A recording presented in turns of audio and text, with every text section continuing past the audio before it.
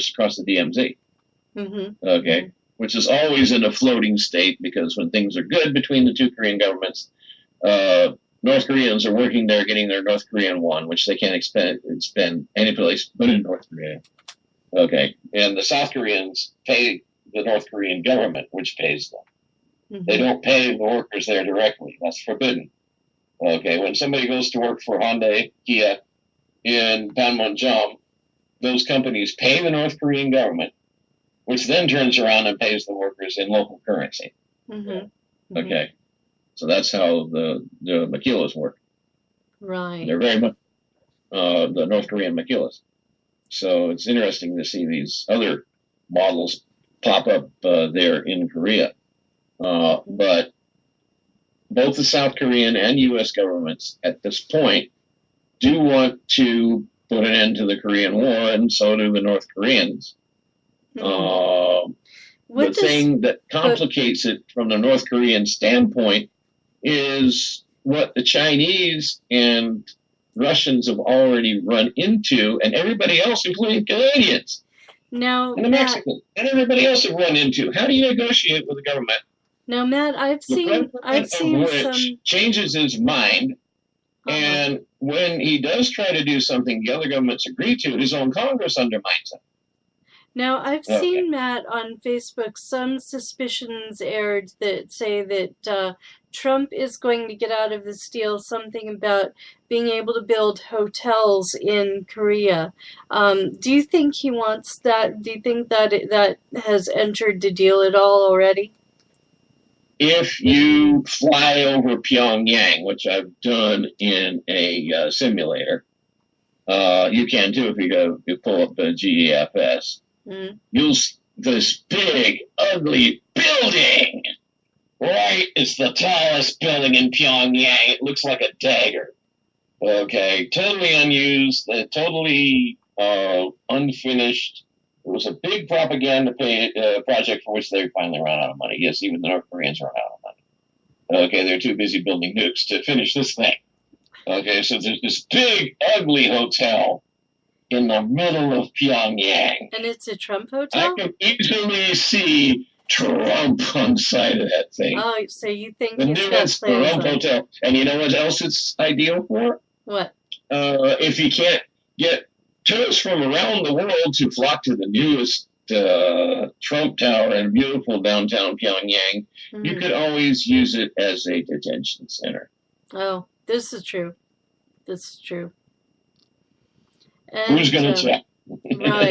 Right. What do you think, Bob? You think that's what's going to happen? No. There's a lot of things I didn't think would happen in the last 2 years that happened. So I don't know that I should take a guess at it or not. But I guess it's possible. Mm-hmm. Mm-hmm. You could have fun with this. I wrote a thing on Facebook about how Kim could, work Trump. One of the things he could offer to do, he says, this big bronze statue of my grandfather, that sits there, the Kim Il-sung statue that everybody bows to, obescus. And he says, how about I build you one of those? It's on. Okay, the French built you the Statue of Liberty. I'll build you the statue of Trump. Okay? That's what I'm saying. It was the thing. If I was Kim Jong-un and I wanted to play Trump, how would I go about it? Okay, play to his narcissism. Play to his megalomania. To the hill. But Trump knows how to play that game too, and he's playing it with Kim Jong-un. That's why he's talking so nice about it. He's playing the same game that Kim is with him. Mm-hmm. Okay, they're buttering each other up to soften each other up for the deal. Okay, they're very similar, eerily similar. Mm-hmm. Mm-hmm. Came to power by two different routes, and Trump hasn't gotten to where Kim is at, and he wants to. He really wants to. And of course, he admires Kim the way that Hitler did Mussolini. Mussolini got him to power 11 years before Hitler, when Hitler was still, trying to get naturalization in Germany as an Austrian citizen. Mm-hmm. He was an immigrant. Hitler was an Austrian immigrant. And when his party wanted him to run, he couldn't because he wasn't a German citizen. They talked the Reichstag into naturalizing him. Mm-hmm. So you talk about historical resonance. Okay. You know, that's one immigrant that definitely shouldn't have been led in the country from Germany. Was Hitler. Yeah. He only shamed them, and he shamed them into making reparations to the Jewish people for many, many, many years. You know, Germany had the grace to make reparations to the Jewish people for the Holocaust over a great length of time. Yes. And that's never happened in the U.S. Vis our Holocausts. It's very controversial, and people fight that. Right. The indigenous Holocaust, the African Holocaust, that's very, the Native Americans that was done to the Jewish people. Yeah. And unfortunately, in the process of doing that, so much of what was paid to Holocaust victims found its way into Zionist coffers. Okay. And that's a great way to solve one Holocaust, is perpetrate another. Okay. Right. But I feel that we should be making reparations here in the U.S. to our own indigenous peoples. And we never did. We're only continuing. In a sense, technically, the reservations are that, but it's the kind of it's the kind of repreration. It's like, I stole your car, but I'll give you back a tire. Right. There you go. And they really have very little in the way of resources on those reservations. What, Bob? I said, let me give you back 5% of what I stole, and we'll call it even. Yeah, exactly. That's what the reservations are. Exactly. Basically. Yeah. Exactly. Steal your car and give you back a steering wheel. Or sparkle or something. Here you go. And since they didn't have the resources they needed really to take care of themselves and to live productive and profitable lifestyles, what they did is they made themselves ill. It's all they had left was booze and smokes, and a lot of them just made themselves very ill and addicted with those things. Oh yeah, I've seen oh my goodness, the heartbreaking video coming off of the Lakota Nation of these stumbling, bumbling drunks, but they're not so stumbling and bumbling that they don't know why they're drunk. Right. He says, the reason I'm an alcoholic like this is so that I don't have to face up what's happening and not happening, and nothing's happening. Right. Right. So you sleep with booze, he was saying. And yeah, it is heartbreaking. And it's remarkable what the indigenous nations can do if they have resources and the wherewithal and the focus. And I know because I'm from a town that was theirs, and they're doing it for San Bernardino. Okay. Our indigenous folks, the people of the Pines, are enormously helpful to us. Right. Okay. There's stadiums and residence halls at Cal State, blah, blah, blah, blah, blah. A lot of the shining stars of what's left of San Bernardino's firmament were put there by the original owners. Okay, and now we got the Arrowhead Springs Hotel. Right. So finally got it back.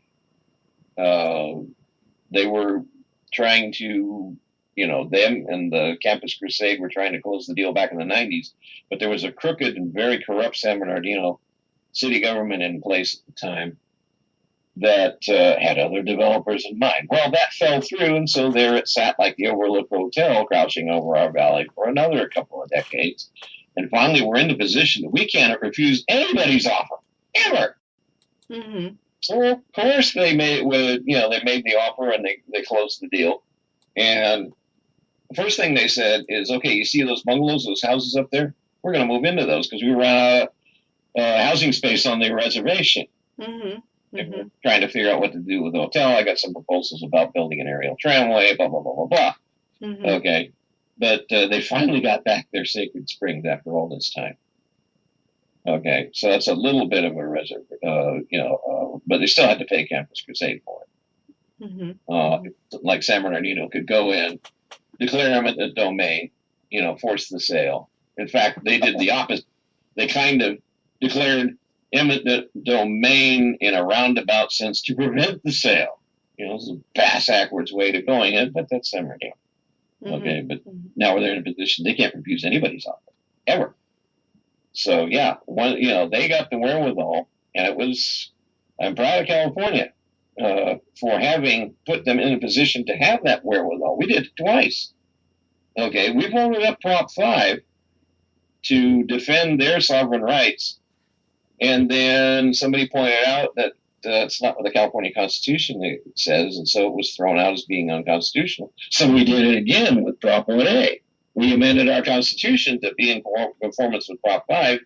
Now, they are where they are, but these are sovereign nations, and they're real different from one another. Mm-hmm. Okay, what the San Manuel people have done, what Aguas Calientes has done more, they're the ones with the aerial tramway, and they're the ones, if you look at a political map of Palm Springs, they own half of it. Okay, there are two councils that govern Palm Springs. The Palm Springs City Council and the Aguas Calientes Tribal Council. And they meet with each other all the time because you look at the map and it's checkerboard. It's city, reservation, city, reservation, city, reservation, the whole thing. And so San Bernardino, bit by bit, is kind of embracing the Palm Springs model. Mm-hmm. Because, you have the original reservation that Santos Manuel led is people over the mountains to save them from the Bear Valley Massacre. Okay. And then you have their original springs that they had lost. Now they finally got it back. They do have the option of putting it on the reservation. Mm-hmm. But it goes through a system known as federal trust. To give you some idea. We've got about 3 minutes left, Matt. I want to ask Bob where he's at and if he sees anything similar going on from where he's at. There's a lot of resistance going on here. But back to the natives being sovereign nations, I'm wondering, could California partner with them in some way to run sort of a sovereign government through them? We would pay them. I mean, are these truly sovereign, like they can issue passports and establish embassies or stuff like that? How sovereign are our native nations in California? I really have no idea, but I know that CalConCon, California Calls for a Constitutional Convention, is working with our Native American Native American peoples and other indigenous peoples to sort of respect their wishes in terms of what kind of dealings we will have with them after we become our own nation. So that is all I know right now. And if people want to get with us and help us out on this, if they have some perspective or some tips or questions, they can always get in touch with us through California Calls for a Constitutional Convention or calconcon.com. Because I do this radio show, folks, CalExit Radio, which is what you're listening to now. I do it on behalf of organizations such as CalConCon and Yes California, of which I am a co-organizer.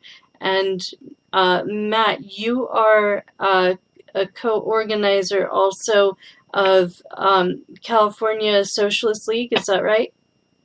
You're about 3 steps behind. That was the original founding organization. We're casting a very broad net, which we call California Liberation Organization. There's a lot of changes going on. Okay, in various organizations within our common movement. And you'll be hearing about those soon. California Liberation Organization. And Bob, what organization are you with? California Freedom Coalition. I was with Yes California. I kind of dropped that because of all that, what was going on with, what was his name in Russia? And Marinelli. Marinelli, that kind of got, they dropped the petition. Yeah. And I kind of distanced myself from them, but I kind of understand that now under new leadership. Yes. And maybe it'd be a good idea to rejoin. Yeah. But I'm with California Freedom Coalition. I also registered under the California National Party within like a week of the election, I think. Politically speaking, I really had been an independent most of my life. I was briefly a Democrat. I registered as a Democrat in 2012, and it was more out of the way that the Republicans were being so racist towards Obama, just as a show of solidarity. I registered as a Democrat in 2012. But then after the 2016 election, I changed that and registered with the CNP. Ideologically, I would probably consider myself somewhere along the lines of a democratic socialist.